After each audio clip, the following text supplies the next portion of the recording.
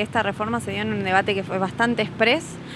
Si bien es necesario que haya una reforma del Código Electoral en Entre Ríos, lamentablemente lo que viene pasando desde hace muchos años es que se propone una reforma en el marco de las necesidades del gobierno de turno. Y eso, en vez de garantizar la participación, ampliar la democracia, fortalecer incluso las discusiones que Entre Ríos tiene que tener sobre cómo mejoramos nuestra provincia, lo que hace es seguir atando la política a sectores absolutamente enquistados en el poder, y más aún cuando las reformas tienen particularmente una composición y un articulado que proscribe o tiene elementos antidemocráticos para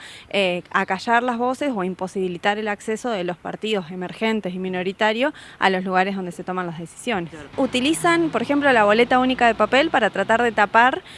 proscripciones concretas. Hay algunas cuestiones de continuidad de el régimen electoral actual y con esta esta reforma, como por ejemplo los requisitos para presentar gobernador, los requisitos para conformarte como un partido político con legalidad. Bueno, hoy por hoy, por ejemplo, si esta reforma pasa en la Cámara de Senadores, para poder presentar candidato a gobernador vas a tener que tener afiliados en todos los departamentos de la provincia, porque hay que presentar sí o sí 15 senadores para poder tener la lista de gobernador de los 17 departamentos, con adhesión departamental a cada uno de los senadores. Esto imposibilita la participación de los partidos emergentes, de los partidos, por ejemplo, no solo de la izquierda, sino de vecinalismo y otros partidos que están organizados de diferentes formas que no son la organización de los partidos tradicionales. Un punto polémico es el de financiamiento, porque hoy por hoy se propone un financiamiento público, pero también privado. Nosotros somos una organización que tenemos en nuestra carta orgánica la prohibición de recibir financiamiento privado, porque creemos que cualquier situación que ate la política a una respuesta económica puede ser condicionante, ¿no? Entonces, en ese marco, creemos que se tiene que prohibir el financiamiento privado, porque si no, bueno, pasa lo que, por ejemplo, pasó ahora, que es que la economía termina condicionando la política, ¿no? Y bueno, y también los pisos prescriptivos, por ejemplo, como las PASO, que hoy por hoy en Entre Ríos, para pasar las PASO tenés que sacar el 1% de los votos, y con esta reforma se mantiene esto, que es una injerencia del Estado a la vida política de los partidos, y además el piso prescriptivo pasa al 1,5. Es decir, son un montón de elementos que lo que van determinando es que la casta que hoy gobierna, para utilizar un término que hoy se discute mucho, va a ser la única que va a poder seguir accediendo a los lugares en donde se toman las decisiones. Y se restringe la participación de los partidos que luchamos todos los días denunciando el ajuste, la represión,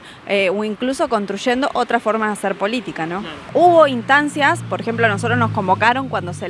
llegó este proyecto a la Cámara de Diputados, con muy poquito tiempo para leerlo. Sin embargo, lo leímos, llevamos en ese momento las críticas que hoy estamos haciendo, dijimos cuáles eran los elementos que para nosotros le faltan a esta reforma electoral, y también planteamos la necesidad, por ejemplo, de que haya discusiones más de fondo, digamos, ¿no? Hoy tendríamos que estar discutiendo en Entre Ríos si la división de los diputados y los senadores alcanza, o si hay que avanzar a una unicameral, que se elimine el Senado y que haya una representación mucho mayor para permitir la pluralidad de voces, los debates mucho más profundos. Tendríamos que estar discutiendo también lo del financiamiento que yo te comenté, para que no haya una intervención de los sectores corporativos a la política entrerriana, y sin embargo esas cosas no lo quieren discutir. Hay algo positivo, si queremos decirlo, que incorpora esta ley, que es los espacios de medio de comunicación gratuitos para todos los partidos, pero lo hacen también desde una perspectiva que es limitante, porque no le permiten a todos los partidos tener la misma cantidad de espacio televisivo y comunicación gratuito, sino que se hace en relación a la cantidad de votos que tuviste la elección pasada. Entonces,